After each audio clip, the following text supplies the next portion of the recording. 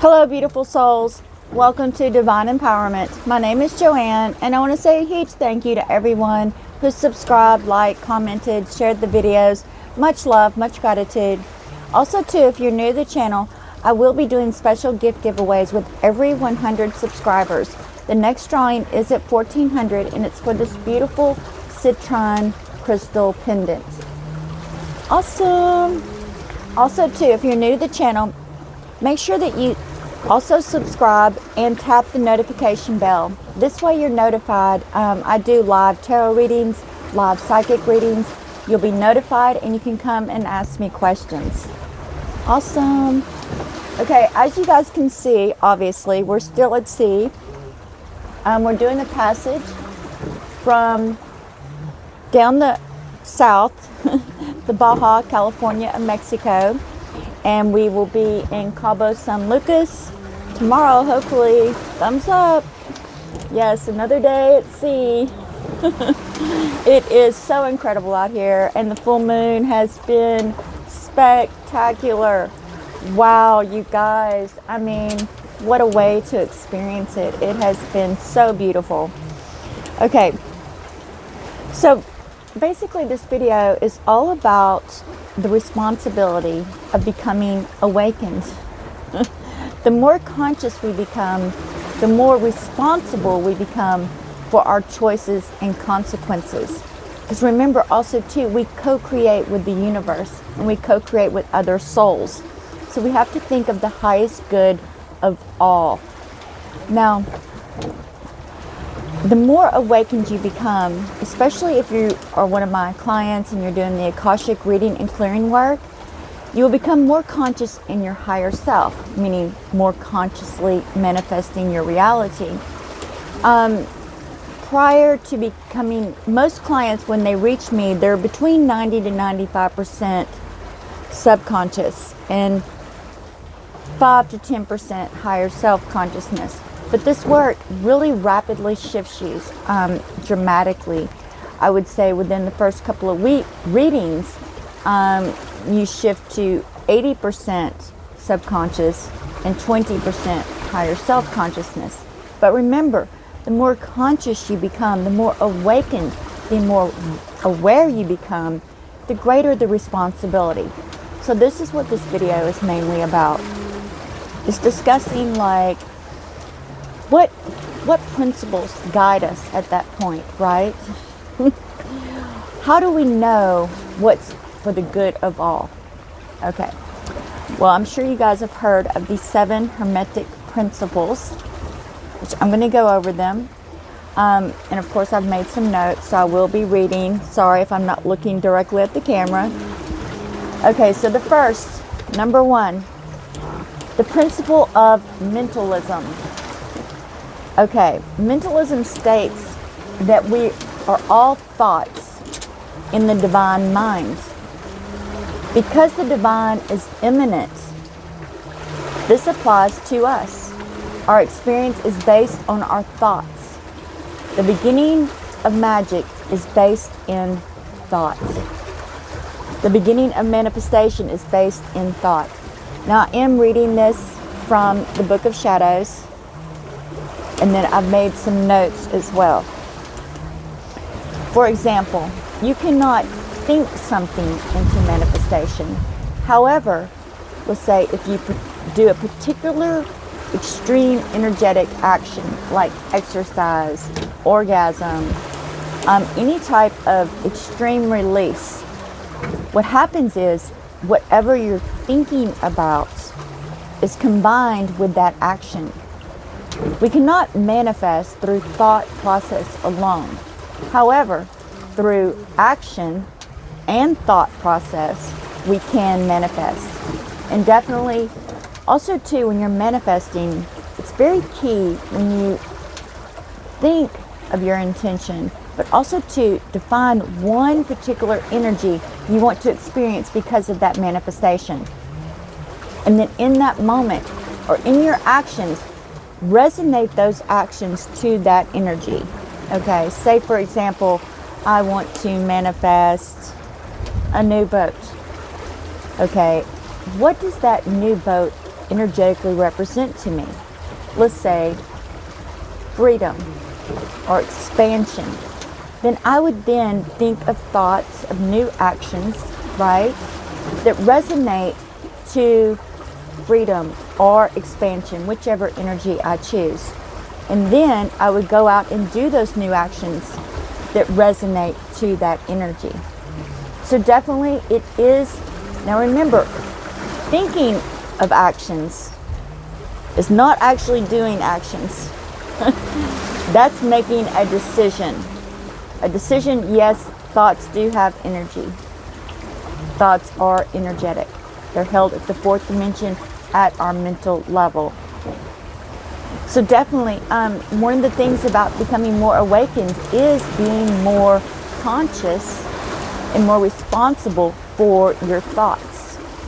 So definitely, if you're having negative thoughts or if you're doing negative astral traveling in your mind, because remember, our mind is extremely powerful. It can inspire us, motivate us, move us into action, or it can literally drag us down and cause us to go into a meltdown or frenzy. So definitely that is a huge, huge thing. Reward yourself for positive thinking, right? And anytime you find yourself doing negative astral traveling or anything like that, stop yourself, center yourself, and then move in a more positive direction.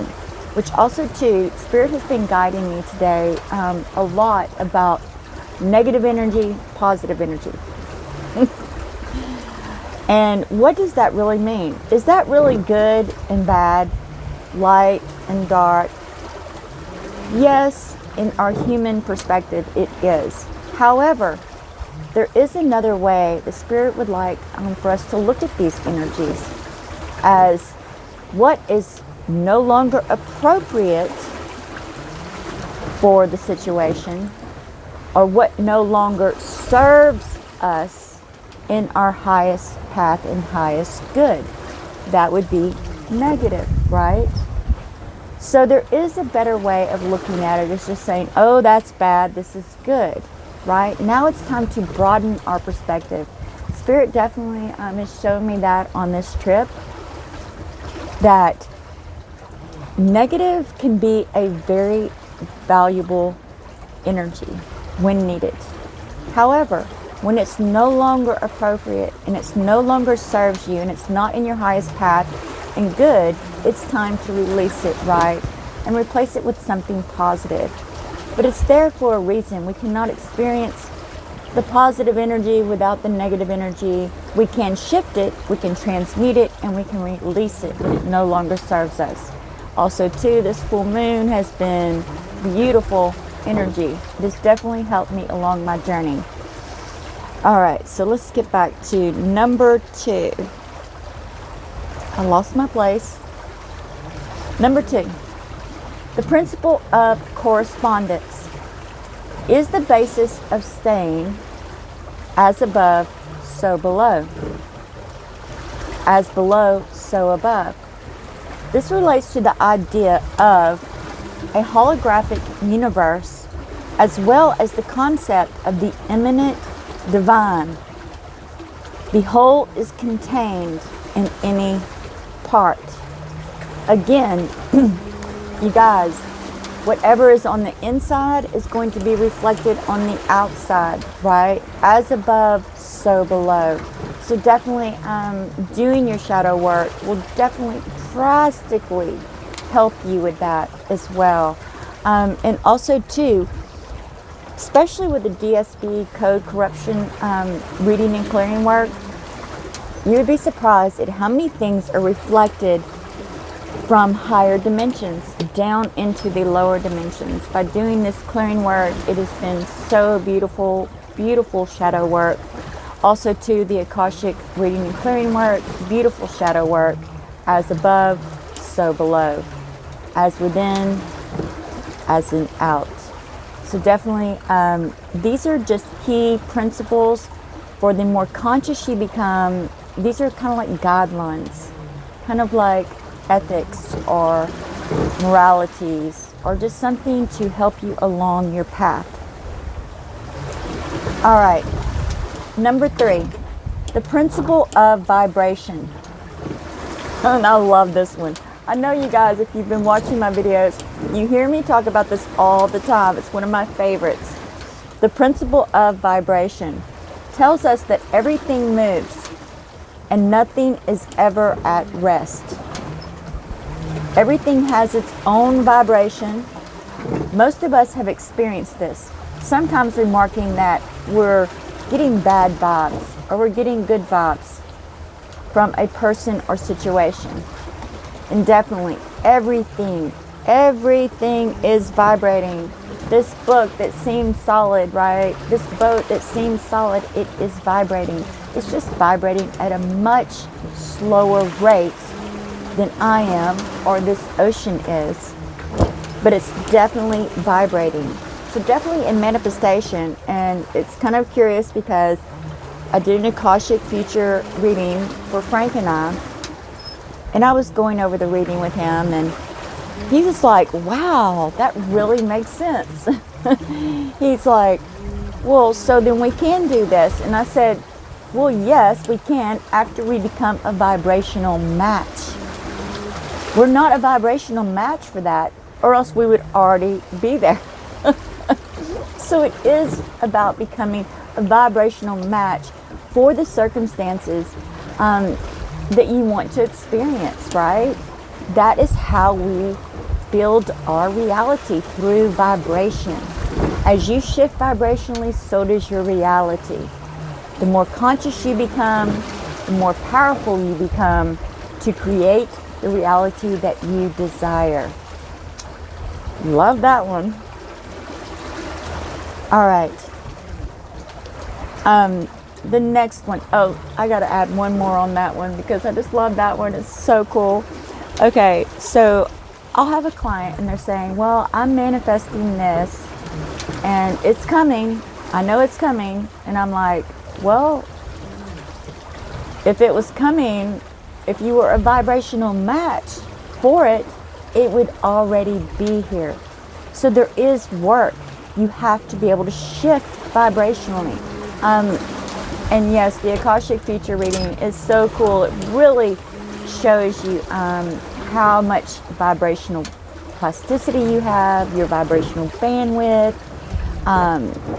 Even if your intention is realistically set for the right time frame, if you're even on a choice trajectory, it's beautiful. All right, so definitely, if you're wanting something to experience something in your reality and you're not currently experiencing it, then you are not a vibrational match for it. So it is about shifting your vibration, because we attract through our vibration. We create through our vibration. And I know I could go on and on about that one. All right, so moving on. Number 4, the principle of polarity says that everything is dual and exists as a pair of opposites. Things that seem to oppose each other are really extremes of the same thing. Right? I'm telling you guys, you know, especially in the spiritual community, everyone's like, oh, think happy thoughts and your life will be bliss. No, it doesn't quite work like that, especially on twin flame journeys, Kundalini awakenings. You will experience extreme polarity in those particular journeys, but they are designed to rapidly evolve you, rapidly shift you into your higher self, into your best potential self, okay? So yes, they might seem horrific, but at the end of the day, at the end of the journey, when you reach that goal, it's like, wow, I would do it all over again, right? That wasn't so bad. That was worth every polarity moment, every trigger. And yes, we get triggered. And if you guys are getting triggered, definitely check into the Akashic reading and clearing level 1. Beautiful, beautiful for triggering. Trust me, I know. All right, number 5, the principle of rhythm. states that everything flows in and out, up and down, to and fro. Everything has its own tides. Beautiful, beautiful, beautiful.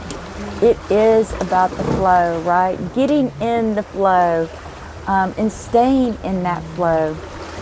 Definitely, I'm sure you guys have heard of Abraham Hicks. She's all about getting in the flow, getting in the flow. And definitely it is very, very awesome information. It's a piece of the puzzle. Unfortunately, it's not the whole puzzle, but it's definitely very valuable, especially just when you're starting to be, in your beginning of your journey. Getting into the flow is probably number one. Getting into the flow. For example, yes, in the reading work, especially when we get into the more denser blocks like the DSP code corruptions, I really work with my clients and say, okay, one specific intention. Now you can write a book about how that's going to change your life. Now, it's very interesting. One of my clients recently said, well, I don't want it to change my life. And I'm like, well, then you don't really want that intention. Right? And yes, you guys, it is. We do change. Everything is constantly changing. Embrace the change because it can be beautiful. And it definitely, especially when you're creating your dream reality. I mean, how beautiful is this that I'm in the middle of the ocean, making a YouTube video. I mean, it's perfect. All right. And I have also, too, in my intentions lately, definitely getting more descriptive in how these things are going to change my life.